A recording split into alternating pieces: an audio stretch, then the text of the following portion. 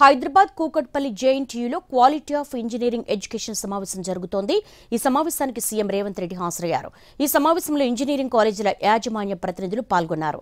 ప్రస్తుతం శ్రీధర్ బాబు మాట్లాడుతున్నారు. లైవ్లో చూద్దాం. కెమికల్ ఇంజనీరింగ్ కానీ సివిల్ ఇంజనీరింగే కానీ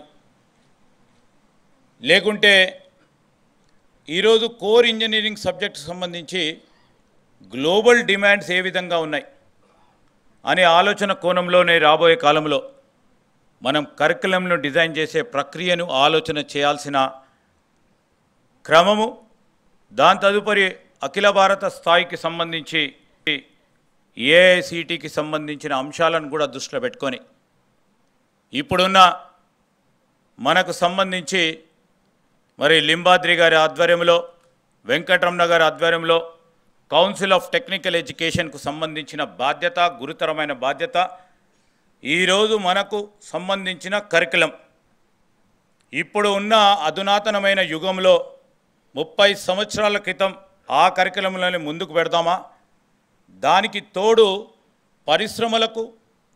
పరిశ్రమలకుతో పాటు రాబోయే కాలంలో R&D అంశాలు, రీసెర్చ్ అండ్ డెవలప్మెంట్కి సంబంధించిన ఇది కూడా దృష్టిలో పెట్టుకొని కరికులం ఆ విధంగా డిజైన్ చేసే కార్యక్రమము, కార్యాచరణ ఈరోజు ప్రభుత్వ పరంగా ముందుకు తీసుకుపోకుంటే మనము ముందుకు పోలేము అని ఆలోచన చేసి కొత్త కోర్సెస్ను డిజైన్ చేసే క్రమంలో ఆ కొత్త కోర్సుతో పాటు ఇక్కడ ఇంజనీరింగ్ దాదాపు 160 పైచిలుకు ప్రైవేట్ ఇంజనీరింగ్ కాలేజెస్ ఉన్నాయి.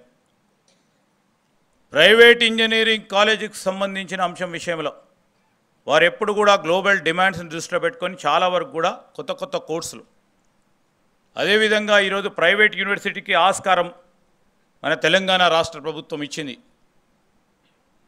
వారికి తోడు కేవలం వాణిజ్యపరంగా ఆలోచన చేయకుండా సామాజిక బాధ్యతతో విద్యార్థులను దృష్టిలో పెట్టుకొని ఈరోజు ఆ కొత్త కోర్సులను డిజైన్ చేయాల్సిన అంశం ఇక్కడి నుంచే మనం మొదలు పెట్టుకొని పోదాం.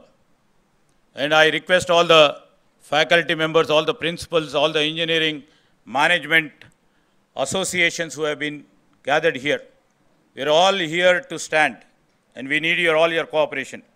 On behalf of Chief Minister, I request your participation to bring in a change in terms of engineering discipline. Let our engineering discipline stand atop in the midst of our nation and midst of the globe. In the same scheme of things, when we formed the government in the month of December, it is the Chief Minister who just thought of, putting AI into our domain. Artificial intelligence కు సంబంధించిన ప్రతి అంశం, ప్రతి విభాగంలో రేపు మన జీవితాల్లో కూడా మార్పు చూపెట్టే తరుణం ఏర్పడ్డ తరుణంలో మనము రాబోయే కాలంలో ఈరోజు కర్ణాటక, బెంగళూరు ముందంజలో ఉంది సాఫ్ట్వేర్ ఎగుమతులలో, సాఫ్ట్వేర్ రంగానికి సంబంధించి.